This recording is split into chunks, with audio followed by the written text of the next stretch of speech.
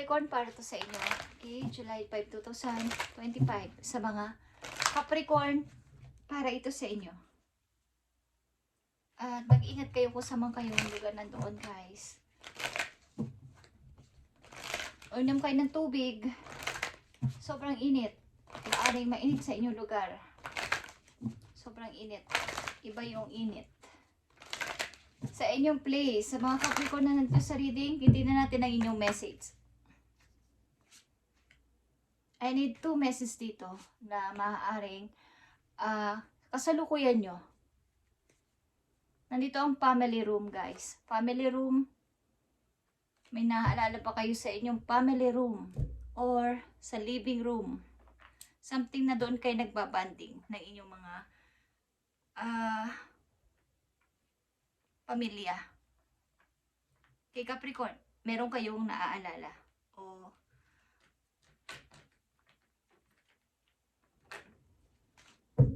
nandun yung malakas na kumbaga sa loob ng inyong bahay, sa living room, ang pinaka madalas ninyong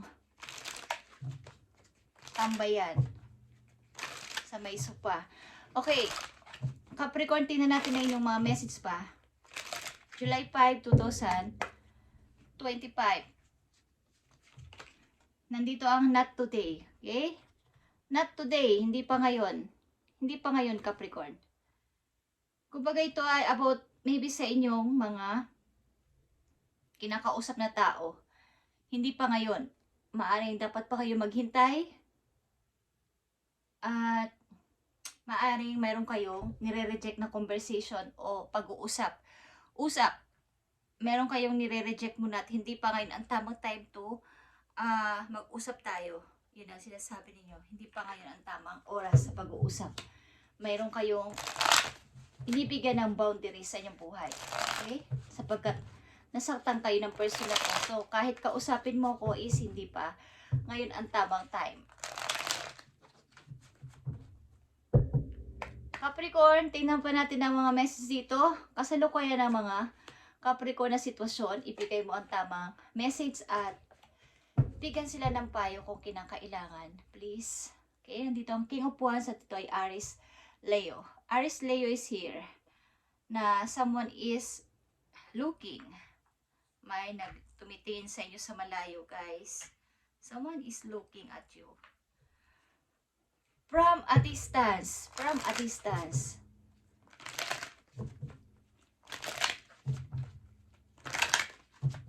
Mga messages pa sa mga Capricorn. Tingnan natin. Bago natin ito buksan, tingnan natin ang mga messages para sa inyo. July 5, 2025. Capricorn, andito ang attracting, not chasing. About ito sa inyong career. Hindi dapat kayo yung hinahanap nyo yung swerte nyo. Something na naghahanap kayo. Ang ibig sabihin nito, atrakin ninyo kesa inyong habulin. Ibig sabihin nun is pagpapaunlad sa sarili mo na, pag-love sa sarili, at pagiging positibo sa lahat ng bagay, at kusang ang lalapit sa inyong opportunity.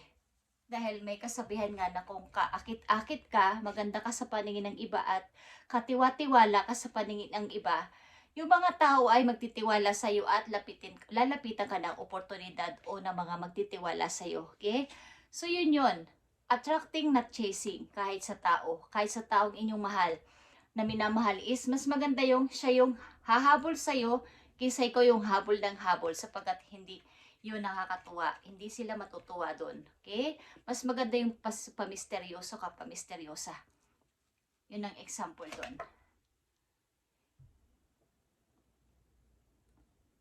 Kumbaga, mas lalo mong hinahanap, mas lalo mong hindi natatagpuan. Sapagkat may kakulangan ka sa sarili mo. Bago ka, yung opportunity na mismo ang lalapit sa iyo kapag punong-puno na ka na ng pag-unlad sa sarili. Umpisa mo sa physical mo. Kapag ikaw ay maayos na ang pakikitungo sa iba. Halimbawa is, mayroon sa iyong maglalapit na tao para ikaw ay pagkatiwalaan o bigyan ng isang parang chance. Okay. So yun. Attracting, not chasing. Kahit sa anong bagay. Especially sa inyong, ito ay sa career. Okay? Hindi yan hinahanap. Pag-akusa yan darating kapag nakatakdang ang inyong pananaw sa buhay ay naiba sa mga Capricorn. Okay? Iskusa yan sa inyo magpaparamdam o mag-a-appear. Okay, tira din ang unang message para sa inyo. Poverty is here. Kahirapan ito, guys. Okay, kahirapan ito. At marami rin problema. Maraming pasanin. Maraming responsibilidad. Okay, guys. O sa loob ng inyong pamilya, merong nahihirapan. Merong pinagdadamutan. Okay? Yeah, speaking of pamilya is ito. 10 of Cups and the 10 of Wands. Katulad ito ng poverty. Maraming mga bit-bit sa buhay. Ang ilan sa inyo ay maraming pasanan sa buhay, sa loob ng pamilya, member of family. Na bagamat sama-sama is andyan yung problema.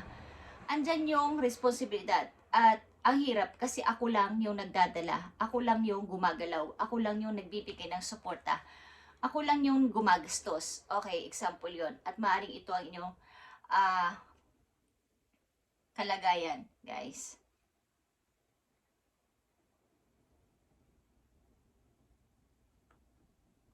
Maaaring gusto mo nang ibaba ito. Sobrang bigat kasi.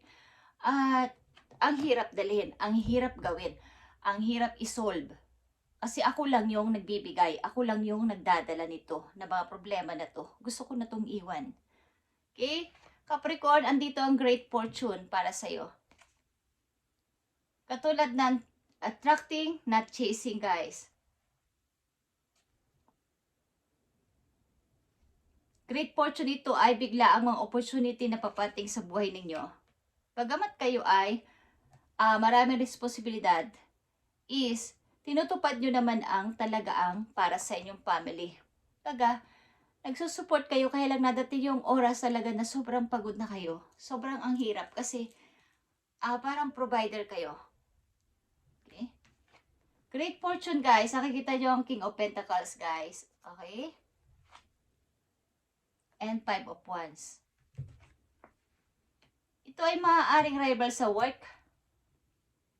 Maraming gustong kumuha ng kung anong posisyon meron kayo sa ngayon, Capricorn. Kung kayo ay mataas ang posisyon sa trabaho, sa company, is maraming gustong maging kayo. Yung maraming gustong kunin ang anuman ang nasa inyo sa ngayon. Kung anuman ang inyong posisyon sa trabaho, kung ito man ay mataas ang inyong mas mataas ang posisyon nyo sa iba ninyong mga kasamahan. May mga tao na nakikipag-rival sa inyo at gustong kunin ang para sa inyo. Okay, tingnan natin ito, Capricorn. Ito ay inyong energy. King of Pentacles, guys. Okay, at nasa posisyon kayo para kayo ay magsalita dito. Na tigilan nyo na tong gulo na to. Tigilan na natin ang pagtatalo-talo dito. Maaaring ayaw nyo ng gulo, ayaw nyo ng drama, ayaw nyo ng mga gulo-gulo sa paligid. Lalo na pagdating sa may kaugnayan sa money. Ayaw nyo ng pinag-uusapan yun. Hanggat maaari ay pag-usapan ng maayos at walang mga away-away. Okay. Para sa mga Capricorn, July 5, 2025. Nakikita nyo itong castle. Okay, guys, Capricorn, it's time for healing, not war. Ayaw nyo na ng war o something, galit dito, galit doon, o pakikipag yung parang maghihiganti ako o may maghihiganti sa akin. Ayaw na ng ganito kahit ikaw na ang nawalan. At parang kung baga sa isang bahay na sunog, walang natira sa isang tao, kundi yung dala lang niya, yung bihis lang niya. So, kumbaga kahit kayo ay nawalan, nang walang-wala talaga ay ayaw nyo ng gulo, ayaw nyo na ng away. Pagnabayaan nyo na lang sila at ayaw nyo makipagtalo sa kanila. Kaya nga dito kahit kayo ay maraming responsibilidad, pinipilit nyo itong dalhin at ibigay ang kanilang mga pangangailangan sa inyong loob ng tahanan, guys. Tingnan natin na ang mga message pa po yung Capricorn. Ikaw ay matiisin. Ikaw ay mapagbigay. Matiisin dito sa sitwasyon mo. Okay. Maaaring ilan sa inyo ay gumagawa ng paraan para maging masaya ang sarili. Yung may mga ginagawang iba't ibang pamamaraan sa sarili bukod sa kailang trabaho para malibang kahit na mahirap ang sitwasyon. Okay. Tingnan natin ito, guys. Nandito ang Queen of Cups. Like I said, kayo ay mapagpasensya at punong-puno ng pag-asa sa buhay na darating din ang panahon na malalagpasan ko to. Kahit ako ay pagod na sa pagtatrabaho at pag-aalala sa inyo, darating ang araw na ito ay magiging okay din. Mahaba ang inyong pasensya dito sa pamilya na to, guys. At nandito ang Ace of Cups. Okay.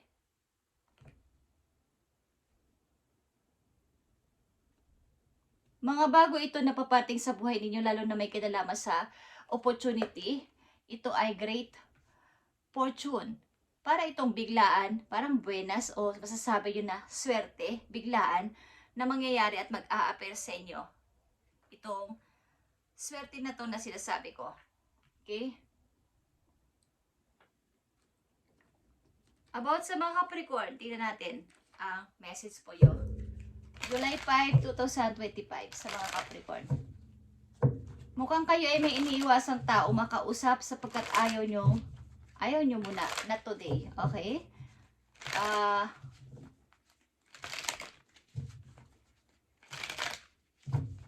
Pag nakakausap kasi ang tao na to ay para kayong nasasaktan o nasasaktan ang inyong damdamin. Okay, guys? Okay, Capricorn, tingnan natin ang message po yung para sa mga Capricorn. Kasasabi ko lang na mga lucky o buenas is andito ang lucky. Okay na inyong message. Ito ay clover na masasabi. Parang kung pag naglalaro kayo sa mga slot ay ito ang lumabas. Okay? Something tumama. Okay? Kayo ba ay mahilig sa mga games o sa mga tinataya-tayaan? Believing in your own luck can help you cultivate as abundance mindset. Your perspective might be holding back your growth and luck. The actions you take now will lead to abundant success and prosperity. Okay. Maaring lucky kayo sa anumang bagay na inyong maiisipan at paplanuhin, guys. Kaya kung ito ay inyong mapanood, is maging aware kayo sa inyong paplanuhin sapagkat malapit sa inyo ang swerte this time. Okay, sa mga Capricorn, lapitin kayo na ng pag may kinalaman ito sa inyong pagtaas ng pera. Okay? At nandito din ang Great Fortune, King of Pentacles at Luck. Guys, lucky, luck is ano man ang inyong planuhin ay magkakaroon ng katuparan na ang inyong pangarap na to. Kumbaga, magtatagumpay. Ang ibig ko sabihin, something na kayo ay tumataya kung saan, guys. At maaring kayo ay tumama, guys. Maaring kayo ay tumama o tatama. Something na yun ay pari-pariho ng color o pari-pariho ng image. Diba ay nag-o-online, guys. Yung mga online na tinatayaan is maaring lucky kayo sa mga ganong bagay. Tingnan natin ang dapat ninyong tandaan o ingatan o malaman. Capricorn. Nandito ang Four of Pentacles, guys. At ito ay aso. Guys, the dog is near. Represent true friends. May malapit sa inyo kaibigan na palagi nakasubaybay sa inyo, guys. A distant and surrounded by clouds, beware of unexpected enemies. Okay, may mga sinasabi ko sa inyo, sa trabaho dito, maaring may gusto sa inyong gumaya o maaari sa inyong manira dito sa trabaho sa paggusto nilang maagaw kung ano ang posisyon mo sa ngayon. Capricorn, so beware sa mga unexpected na magpapakilala o magsasabi na friend tayo, Capricorn. Pwede ba tayo maging friend, Capricorn? Maging aware kayo doon, guys. Maaari kayong madaya. But, sa malapit sa inyo ay meron kayong kaibigan tunay na masasabi. Loyal ito na friend na malapit sa inyo. o nasa tabi nyo lang. Okay? Na lagi nakaalalay sa inyo, ano man ang inyong na, kalagayan sa buhay, maging masaya man kayo, malungkot, andyan ang tao na to, maging mahirap man kayo o umangat sa buhay, andyan pa din ang tao na to. Okay? Capricorn, message for you, July 5, 2025. July 5, 2025, message sa inyo na yung mga angels, guys. Capricorn? Okay. Capricorn, para to sa'yo. Creativity and abundance. It's all about na naman sa abundance, guys. Dear one, you're being called to action. You're ready to accomplish great things and truly come into the fullness of who you are. It's time for great creativity, giving birth or believe projects, or becoming a parent. Follow your passion so that abundance and prosperity manifest for you. Kaya nandito ang attractive, not chasing, guys.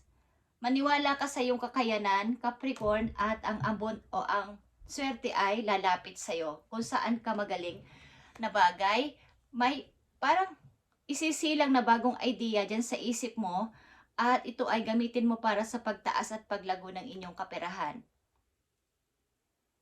Baga, may plano ka, sabayan mo ng aksyon. Yun yung nararapat na gawin mo sa ngayon. Maaari rin ang ilan sa inyo ay magbubuntis, okay? Magiging parent na o magiging magulang na. Ang ilan sa inyo is may ilalans na bagong project, something, kung ito ay negosyo man, is bago ito na inyong naisip na idea na inyong gagawin para sa inyong future. Okay? Lapitin kayo ng swerte this time, so ito ay pakaramdaman ninyo kung ano itong inyong paplanuhin na to at sabayan nyo na ng action para ito ay mas madaling lumago simula sa araw na to, guys. Sapagkat andito ang Ace of Cups. Ito ay bigay sa inyo ni Lord ng siksik, liglig at umaapaw na bago ninyong pag-i-start sa buhay at bago ninyong mga gagawin. Sapagkat ang ilan sa inyo ay nawalan ng parang walang-wala. Parang yun na lang ang natira sa akin. Baga, parang damit ko na lang yata ang natira sa akin. Kasi madali akong tumulong. Madali akong magbigay. Iniisip ko na magiging okay din ang lahat. Ang dami kong problema, ang dami kong pinapasan. Gusto ko masumuko na is, pag iniisip ko na ibaba na to, dinadampot ko ulit. Kasi kailangan, ako lang ang inaasahan nila. Okay, Capricorn?